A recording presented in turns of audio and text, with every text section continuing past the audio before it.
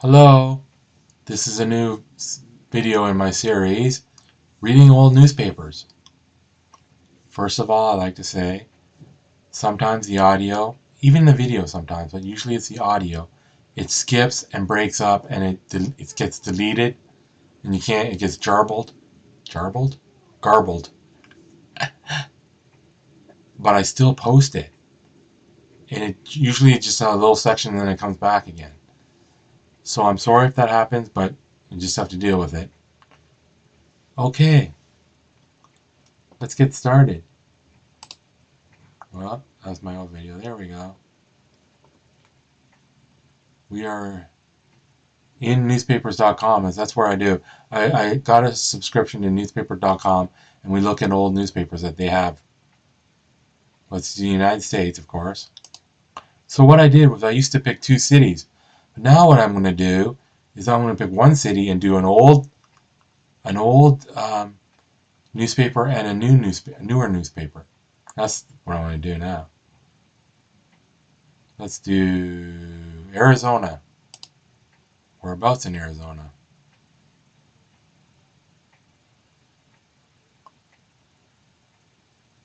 Tombstone sounds good. Where is it?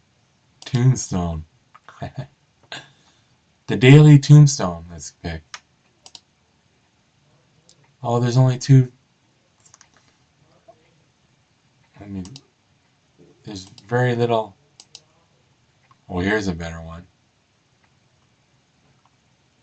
1882 and 1912. That's not big. That's not a big span. Let's do the Daily Tombstone anyways. 85. May. Let's do a weekday. Tuesday. 3 pages. 3 pages. We can go through these. My internet's really slow, so holy. So I hope it loads up. Come on, come on, come on. Okay. The Tombstone. 1885.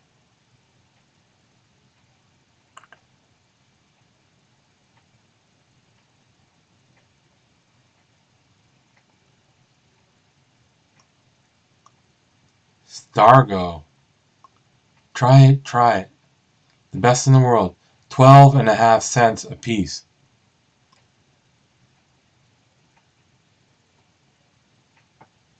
If you want to know what the Stargo is, go to the Mammoth Cigar Store of Ashmun, Ashmun and Walker. The cigar dealers. Must be cigars. 12 cents. 12.5 cents. That doesn't make sense. How do you get a half cent? Did they have half cents back in the old days?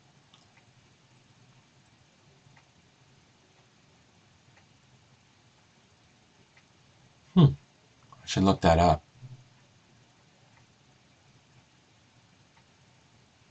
Red Star cough cure. A prompt, safe, secure, sure. Prompt, safe, sure cure. Let me see what this says here. I can barely read it. For coughs, sore throats, hoarse. I can't read that. Influenza, colds, bronchitis, croup, whooping cough, asthma, pain in chest, and other something throat and lungs.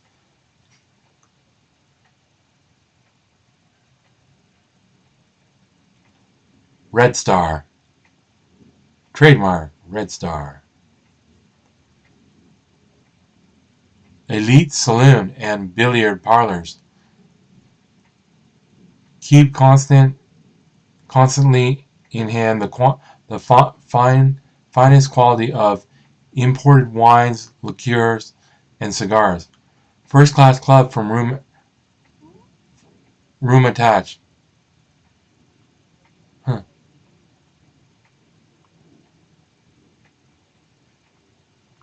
It's just advertisements.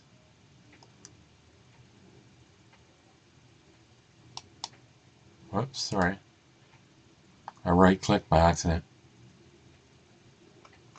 Okay, let's go to page 2.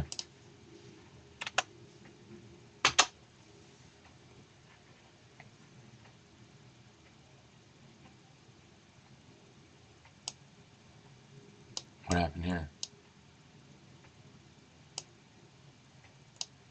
Telegraph. We're in Arizona, right? Do you know? Mormon elders arrested.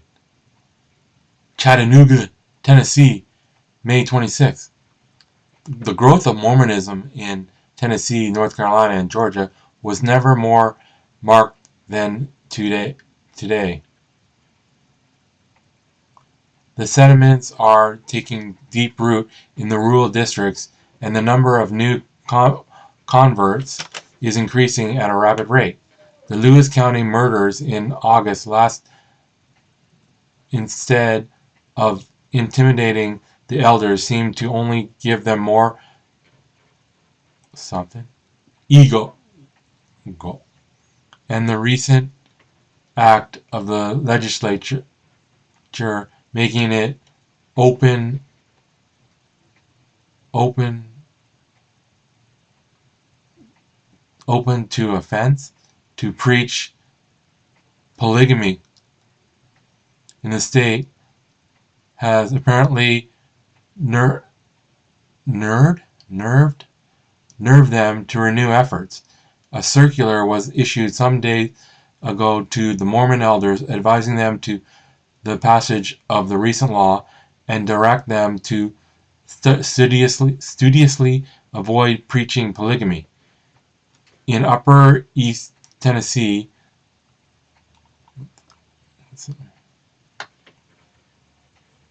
and excitement is greatest, and it culminated last week in the arrest of 2 young Mormon elders named Christines and Gaines on the charges of preaching polygamy.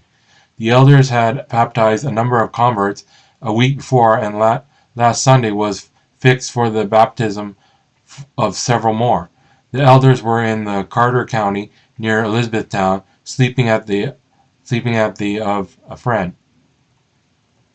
Just before midnight, they were aroused, and 3 officers took them in custody, charging them with preaching polygamy. They were committed to jail, and their trial fixed for Monday last. The warrant was sworn out by State Senator Simmerly, and it is currently rumored in the locality that he is prosecuting the Mormons because his father is about to become a convert. The excitement was so high at the time fixed for the trial that it is deemed prudent to waive exmediation. Examination. What? I don't know that word. Their converts came from far and near to witness the trial, and when Senator Simmerly arrived, curses loud and deep were heard, and it was feared for a while that there would be trouble, but better counsel prevailed. The elders were consigned to noisome cage in a small, ill-ventilated jail, and are still imprisoned there in default of $500 bonds each. The sheriff refused to accept any resident of the county as bondsman, although the father of Senator Simmerly and others have offered to bring security. Preaching polygamy.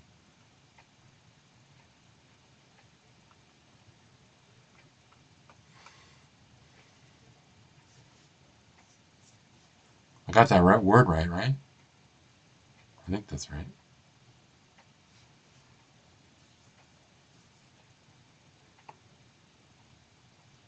Okay, next page.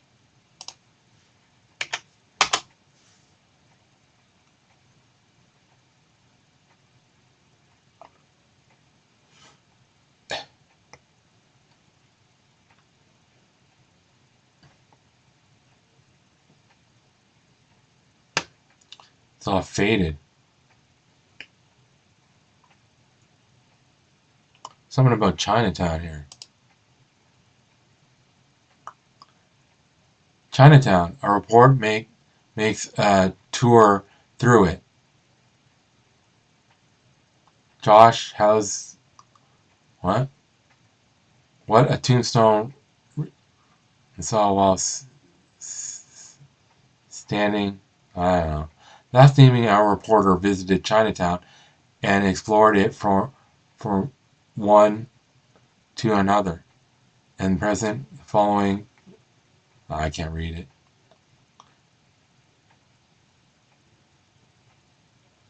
No, I can't read it.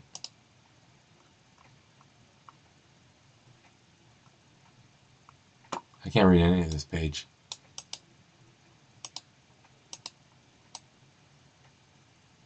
A prophecy.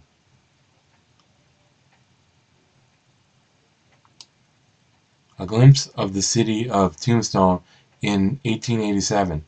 Railroad, electric lights, and something in something in the air of a thriving, prosperous city.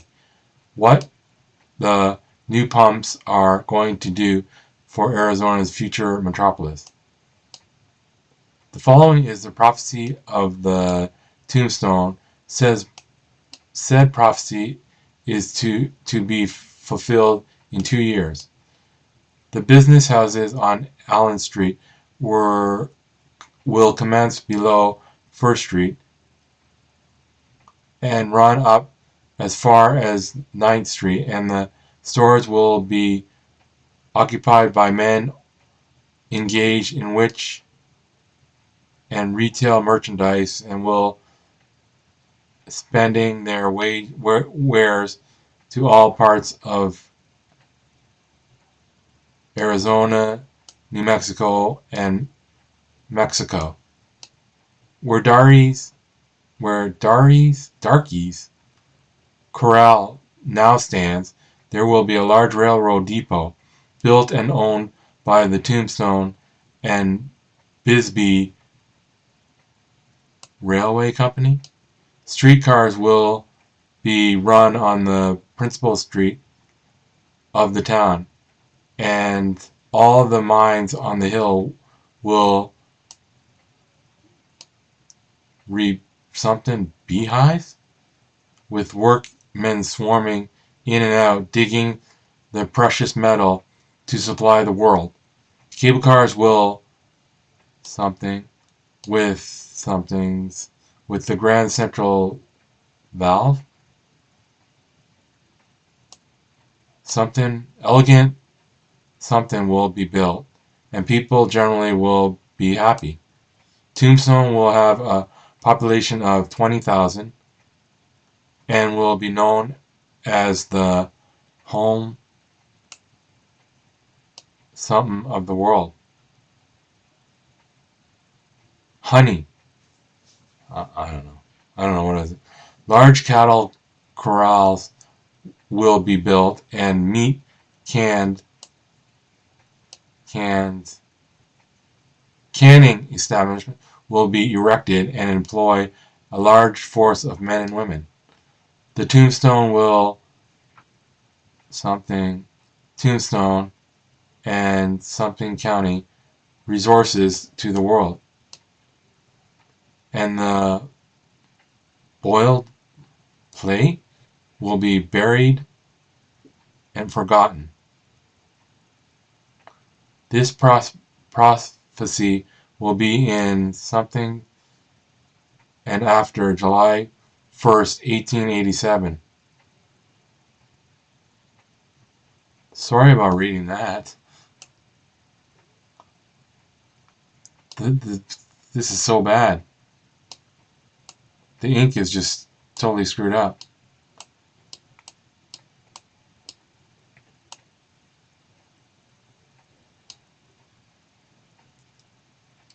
Divorce news. A rather depressed-looking kind of man who was formerly one of the leading citizens of Tucson, went into an office of a young lawyer and said, "I live very unhappily with my wife, and I came to you for relief." The young lawyer thought he was going to get a big fee in a divorce suit, so he said gleefully, "Yes, I think I can get you a divorce which will mitigate your affliction. I don't care, but to I don't care to put you to all that trouble. Just lend me a quarter to make me forget my woes." I guess that was a joke. Kind of a joke that somebody wrote.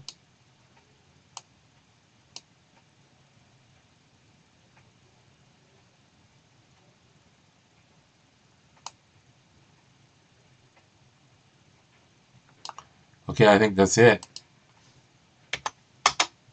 No more pages. Okay, back.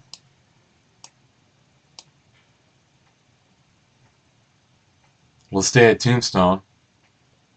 Let's see if we can get a better date here. A newer date. The newest one is the weekly epitaph. And I'll go over as early as I can. 1922 is the earliest one. We'll do it in May. It's only Sundays. We'll do the end of May. 8 pages.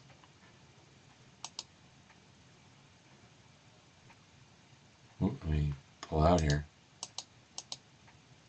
Tombstone epitaph.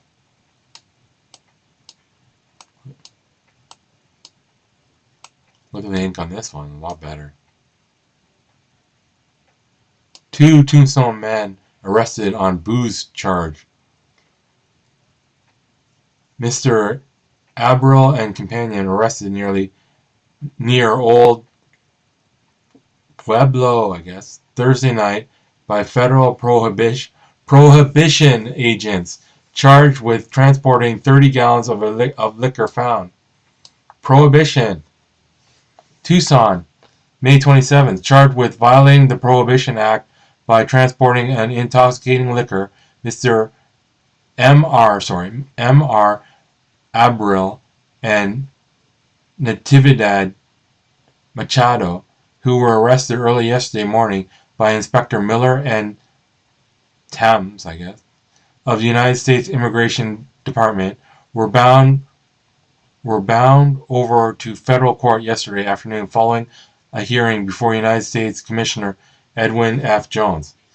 Early morning vigil was being held by the immigration men about 13 miles from Tucson on the Vale Road for the purpose of breaking up the report practice of illegal entry of aliens into the United States by way of Tombstone. Wait, that's a different story.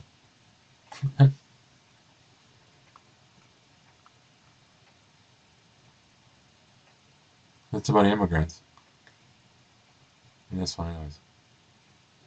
According to immigration men, a Ford car bearing a license issued from Cochise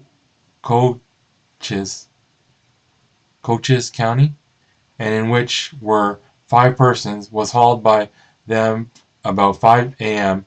on the passenger's question, and the passenger's question. On searching the car, the immigration men claimed to have found 2 5-gallon kegs and 2 5-gallon kegs and 2 10-gallon kegs of liquor. When the car was stopped, the officers claimed that M.R. Abril of Tombstone was at the wheel. 3 other persons, where am I here? Besides Machado and Abril, are said to have been in the machine when it was stopped by the officials. The 2 immigration inspectors took charge of the car, its passengers, and the liquor cargo, and drove into Tucson. The 5 original passengers in the car were first held at immigration headquarters. Later, Abril and Machado were taken before Commissioner Jones. The three other persons in the car claimed to be merely passengers. Okay, it was. I thought they went on to a different story about immigration. So immigration officers stopped the car and then they found the liquor.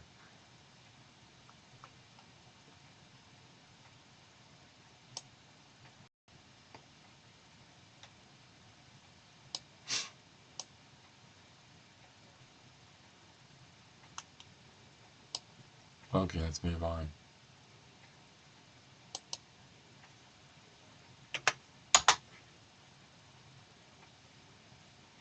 One story a page, basically.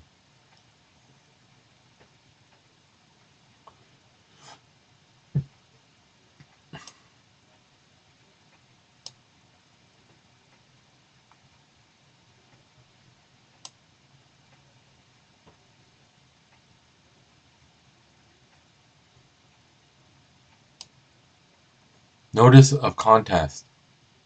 Contest 5362.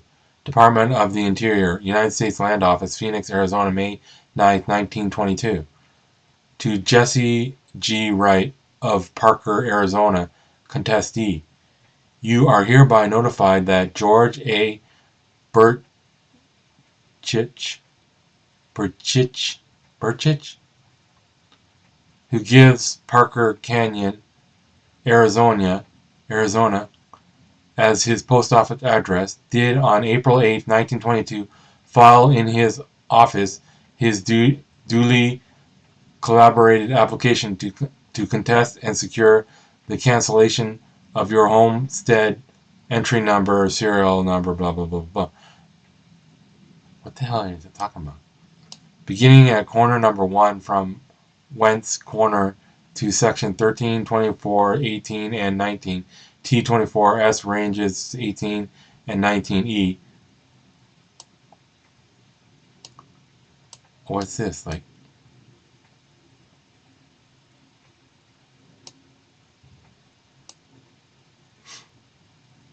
I don't know what the heck that is.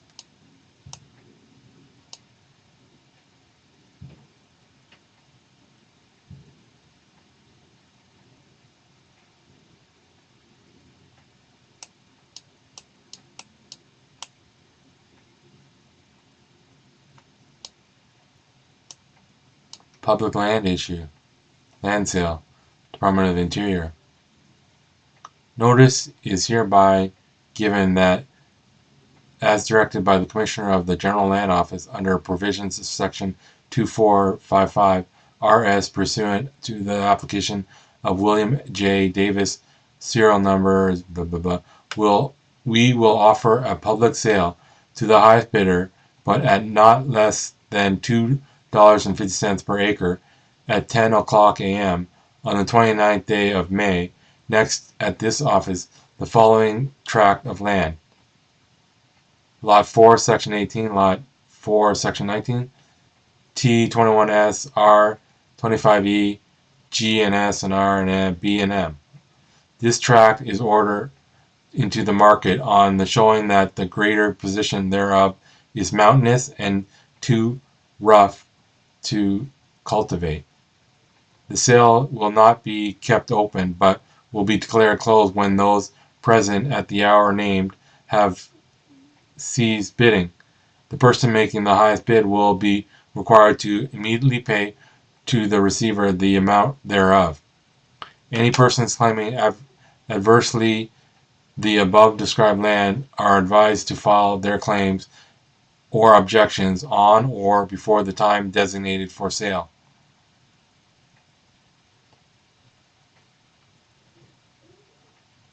Huh.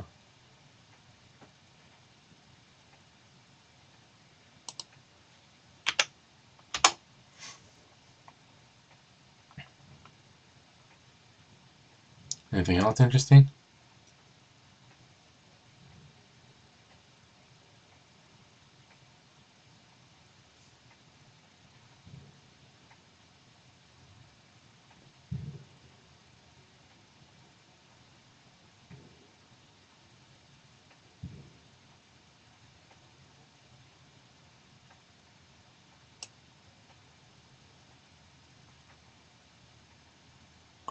Paving will start here shortly. Bid for paving the first 5 miles of the Bisbee-Tombstone State Highway will open at the office of the State Highway Department in Phoenix Saturday afternoon. There are 2 bids that are under consideration, one of which will be accepted, and paving will start shortly after decision is made as to which is the lowest and best bid. At first, a little opposition to the paving development through misinformation, but President McGregor of the Warden District Commercial Club is said to have remarked that the opposition would be dropped by that body.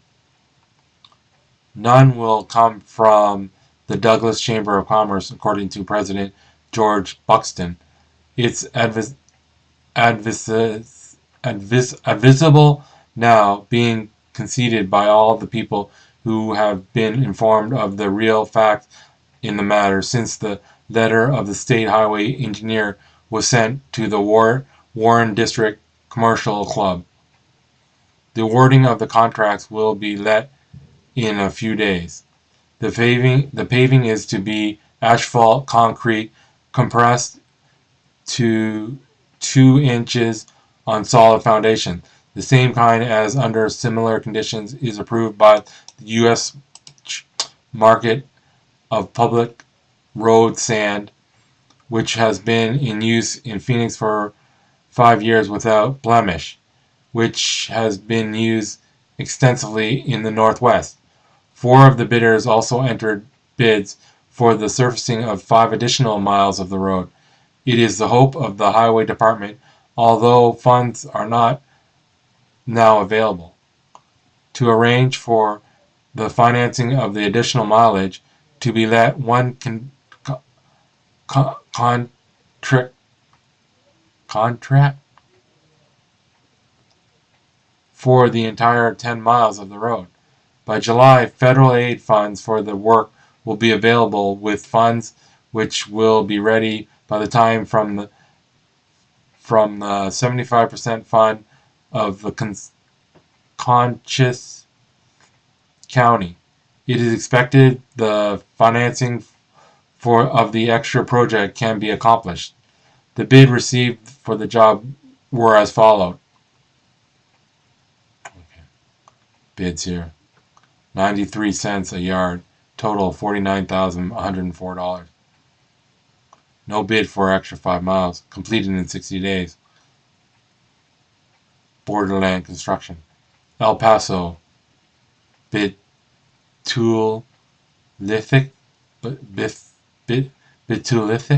Company. $1.59 a yard. Total $83,952. Extra 5 miles, $1.54 a yard. Completed in 100 days.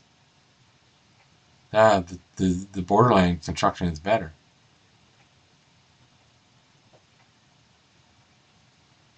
Anyways.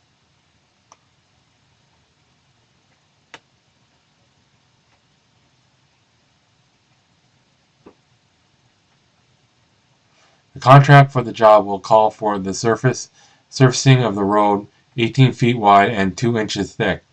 The road was originally surfaced with caulage, and at present the surface will form a very good base for the asphaltic concrete surface. Surfacing is necessary because the wind blows away the caulage as rapidly as traffic pulverizes it, leaving only the larger pieces, and soon the entire surface will be destroyed. Anyways, okay. The resurfacing.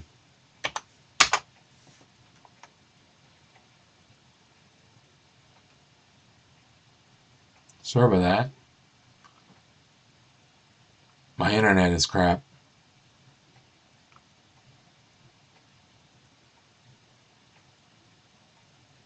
Klan, talking about the Klan. Uh-oh. Not good. State blocks defense, move in Klan case. Phoenix, May 26th. Effort to show that Ku Klux Klan were responsible for the flogging administered to Roland P. Jones, principal of the Lehigh School, were blocked by the prosecution yesterday in the case of J. M. Waller and his son B. F. Waller on trial before the jury in Superior Judge Standard Court on charges of aggravated assault. Jones was severely whipped on the night of March 20th by a band of hooded men who represented themselves as members of the Ku Klux Klan. County Attorney R. E. L. Shepard twice blocked attempts made by the defense to prove that the KKK was to blame for the assault. Judge Stanford both times sustained objections to a testimony hearing on this point.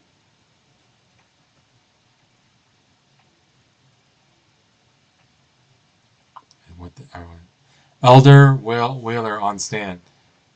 Waller. The elder Waller, on the stand, described how he had sought to obtain the conviction of Jones on the charge of committing an indignity against his daughter, a pupil of the Lehigh School. He said the charges had been dismissed and he sought to have Jones tried again, but is unsuccessful.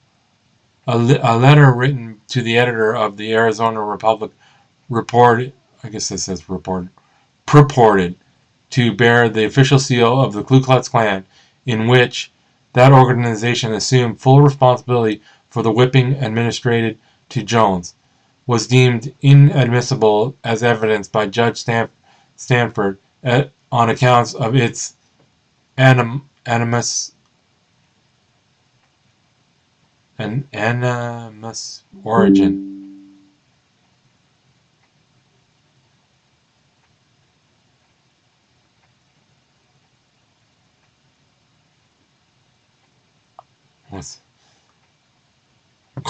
Carrillo held up and robbed by masked men. Tucson, May 25th. A. Carrillo reported to the police department last night that he had been held up and robbed of $3 by masked men at the corner of 9th Avenue and West 4th Street. Although Captain McClure and Patrol Franco immediately went to the scene of the holdup, they found no trace of the stick-up artist. $3. That's funny.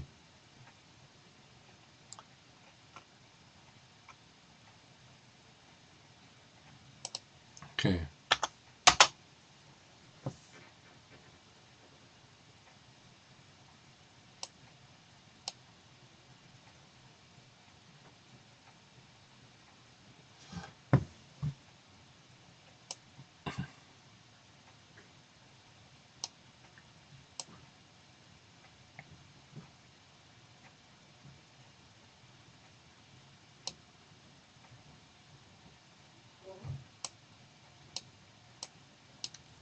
Nothing looks that interesting here.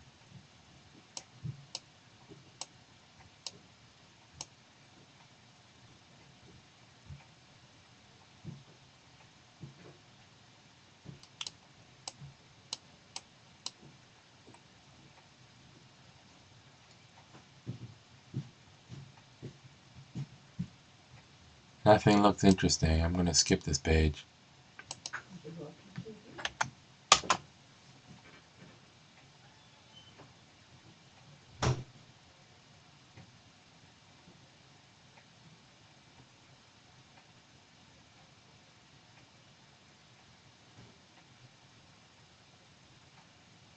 Tombstone.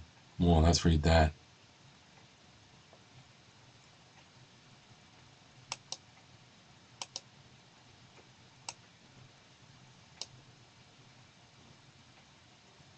Tombstone boy blown to pieces. Literally blown to pieces when nearly 50 pounds of dynamite exploded in some unexplained manner was the fate of Willie McCargo, 16-year-old adopted son of Mr. and Mrs. Alex McCargo of Tombstone, late today. Shortly after 2 o'clock this afternoon, The whole district was shaken by the explosion which cost the youth his life, and which almost resulted in the death of his father, Alex McCargo, the partner, William Blackborough, who were working in a drift not over 60 feet distance. Their lamps were blown from their hands, and they were knocked to the ground by the severe concussion. The only thing that saved them being the fact that the powder was located around and offset in the drift and near the surface. Lamps of these sort, over 200 feet away in other workings, were also blown out by the concussion, and they were forced to abandon their posts by the heavy powder smoke, which almost overcame McCargo and Blackburn before they could reach the surface by ladder in another nearby shaft. Rescuers who went down as soon as help could arrive were almost overcome by the fumes before the body was brought to the surface, and it was necessary to use respirators to facilitate the work. The body of the victim was found lodged in the drift about 40 feet below the spot where the terrific explosion occurred, having become wedged in a loose timber that had been blown from the platform above where the powder had been stored. Just how the accident occurred will never be known, but the theory is that in some manner the boy either allowed a rock to drop on a percussion cap or opened his carbine lamp to refill and igniting the carbide, causing the slight concussion that set off the entire charge of 50 pounds of powerful explosive, which tore the unfortunate youth to pieces and endangered the lives of the other workmen.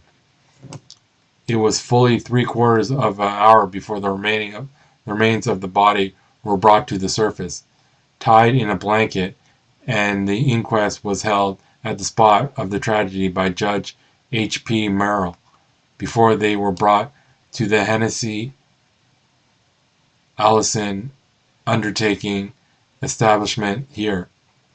Mr. McCargo, who was overcome with grief and exhaustion, was taken to his home before the body was brought to the surface. The shaft where the accident occurred is located midway between the Tranquility and Silver Thread mines, which both connect in the underground workings. That several others were not killed by the explosion was nothing short of miraculous, according to the opinion of several who witnessed the explosion from the surface. Tons of rock and dirt were thrown almost 100 feet in the air when the explosion occurred. J. C.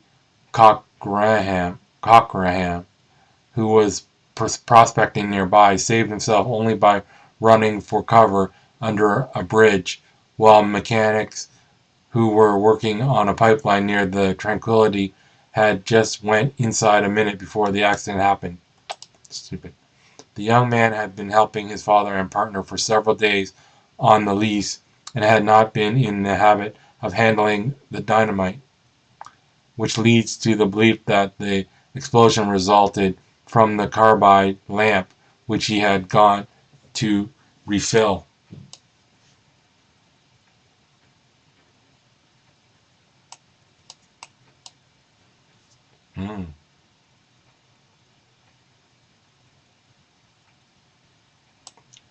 Offers $600 reward for perpetrators of Golden State holdup.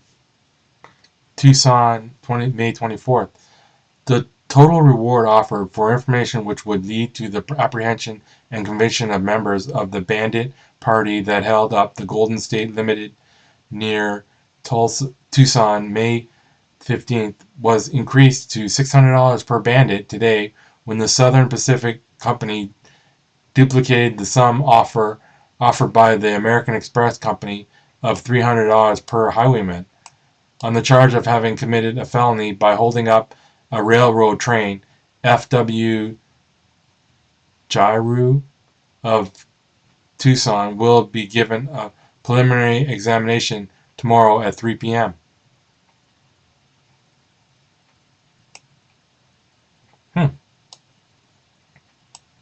Soldier wife goes free after killing intruder. No, no galleys? No galleys? May 22nd. Mrs. R. Sherman, who shot and killed Private Robert Ballard of Company E 25th Infantry, stationed at Camp Stephen D. Little here, will not be prosecuted, police officials announced today. Ballard was wounded Friday, and before he died yesterday, he made a statement exonerating Mrs. Sherman. Mrs. Sherman, wife of corporate of Company E, corporal of Company E, shot Ballard when he entered her home by means of a window early Friday morning. Her husband at the time was on guard duty at the camp. He died, stated exonerating Mrs. Sherman.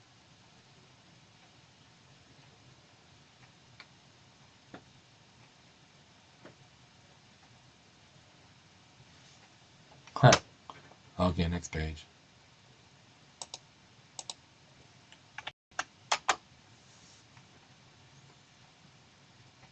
Interesting stories.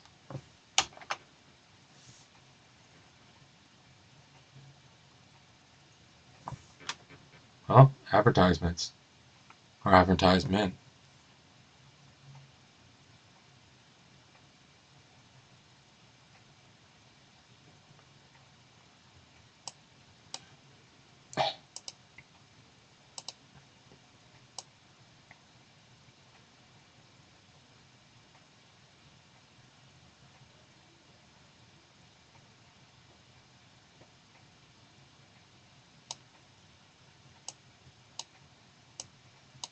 I think I'll leave it at that, actually.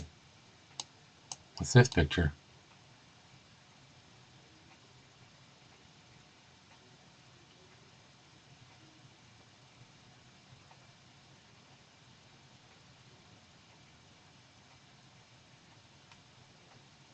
Woman here.